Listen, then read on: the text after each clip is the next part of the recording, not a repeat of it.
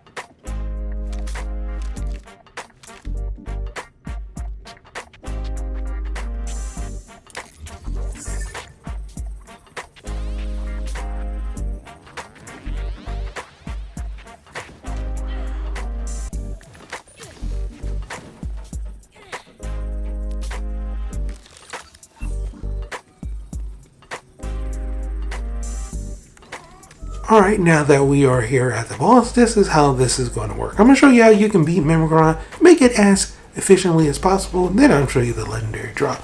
Now, if you have everything intact and you keep track of them, you can wipe this dude if you have a good build or you're doing some stacking damage type of glitch or something like that with the songbird or something else, right? It's not going to be too bad of a form. But if you lose track of him, he can multiply. Even if you have a one-shot build and he's just annoying to track, he kind of like disappears a little bit, has this hue around him, and then he multiplies enemies in. So yeah, he can be a little bit annoying to track if you lose track of him. That way, the farm could take about like 20 seconds, 30 seconds or longer, you know, so hopefully everything is intact. But here it is, the Complex Root. Now this weapon absolutely melts, but guessing this depends on the boss or your build. Let me explain. I took it right back in over here to Mimicron, and well, I got a little bit of mixed results. I got a couple of these, so I'm going to be using the better version of this one that I got. Alright, and we're going to be using that one. And this version has a little bit more DPS than the other one, so let's do this. It is pretty cool. It comes with 2 different elements depending on what you get. So you can get different burns, and it comes with Serpinski spawns additional, which spawns additional projectiles. And also we have a TDR part on here and a Mollywan who can switch between 2 different elements. Pretty cool. Now as far as the way it fires, you just hold down the trigger and yeah, it looks pretty cool, and it has a really cool pattern effect. So we're about to see how good this weapon is. I took this back into Memory, like I said, and well, the results was good, and I wouldn't say bad, but not great. I really wanted it to just, take him out in a couple hits, but it did some good damage. Like I said, if you don't take him out, he can multiply, which is very annoying, but that's the way the boss is. So I'm still doing some pretty good damage though with the sniper rifle. Throw down my ability and it's doing some decent damage, right?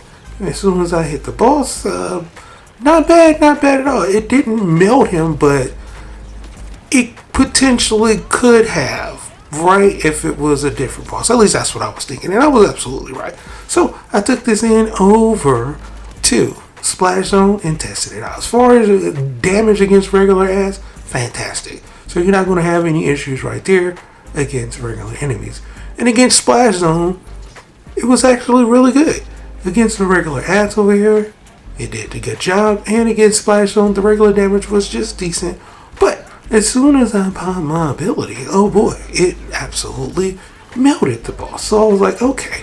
So it could be one of those weapons where it depends on your build, depends on the boss, depends on the element. Because I am on UV5, then it will potentially melt the boss, right? So you're going to have a lot of factors going in right here, but it can melt the boss if you have everything intact, right? Your build is good, right? You pop your ability, the burn is right if you're on UV5, and then you can melt the boss. Because it does drop in different burns. So I took this over to the Vault of Origo, where I really like to try out weapons to see if they melt. And well, this is the results. And it was actually really, really good. I was shocked. So it absolutely depends on the boss, depends on the burn of the weapon that you have. And if everything is in order, it absolutely can melt the boss, like you see me doing right here. So yeah, the weapon is absolutely fantastic. It's definitely one of those weapons that can melt bosses for sure. But for right now, that's pretty much it for the video. I hope you truly enjoyed it. Now, as always, if you are new to the channel, how you doing and welcome. Don't forget to subscribe. Right here at Karpo Gaming, upload a wide variety of videos ranging from updates, tips and tricks, guides and news, and a whole lot more. So hopefully you enjoyed this video. Once again, thank you everybody for all your love and support. And as always, I'll be seeing y'all in the next one. Later.